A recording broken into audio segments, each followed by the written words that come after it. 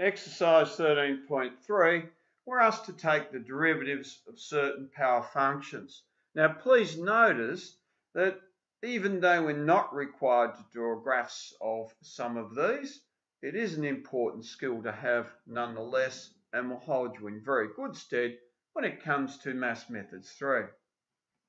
So in the first instance, what I'm going to do, I'm going to write that in the format where I've got index numbers all on the top, if you like. So having written them as single index numbers, we can now tackle this pretty well.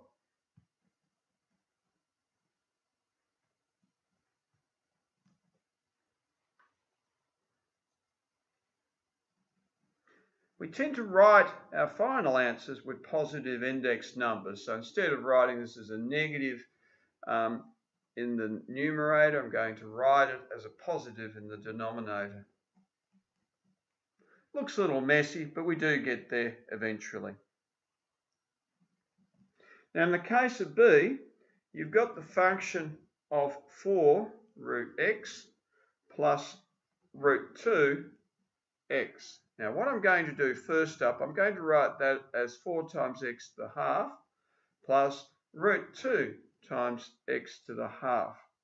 I can then take the derivative, remember subtracting 1, multiplying through,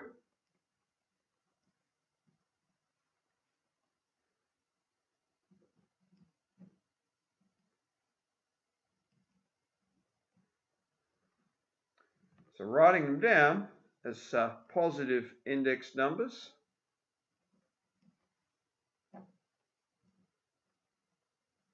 I could perhaps leave that as the answer. I notice, looking in the back of the book, they write as root x.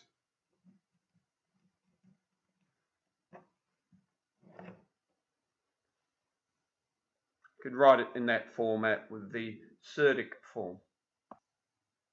And when x is equal to 1, simply plug it in.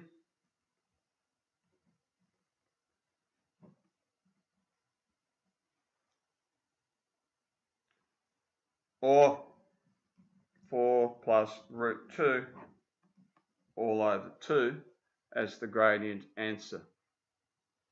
Now, once again, you don't have to be that au fait with the functions or write them down, but it is important for you to be able to cope with that. I forgot to add, in this instance, basically, in 1a, that's real except for the value of 0.